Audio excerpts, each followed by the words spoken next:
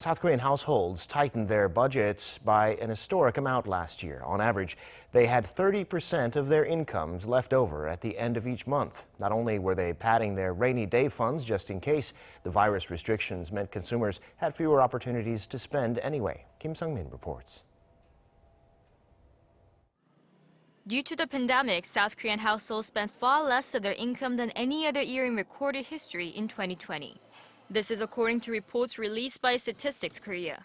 The budget surplus rate, which is the amount left out of a household's disposable income after expenses, was over 30% for all 4 quarters of last year. There has only been one other quarter in recorded history that the figure was above 30%. A high surplus occurs when income increases overall or consumption tightens. Last year's figure can be attributed more to the latter as the economy was slammed by the pandemic. Consumer confidence was weak and people closed their wallets. However, at the same time, overall income did not take much of a hit, especially with the government stimulus measures leading to the large budget surplus.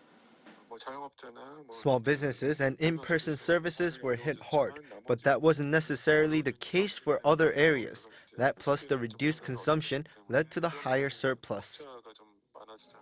Such a phenomenon was apparent during the first quarter of last year, which posted the largest budget surplus out of all 4 quarters.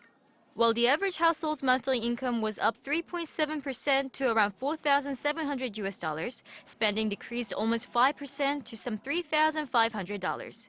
This was the pattern for the other 3 quarters, although there were some slight differences. And the trend is also likely to continue in the following quarters. The situation is still not conducive for consumption due to difficulties in using in-person services. But at the same time, economic growth of around 3% is projected, so this year is likely to see similar figures as last year.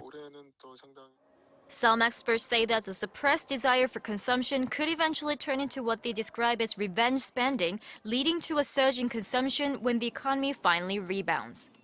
Kim Sung-min, Arirang News.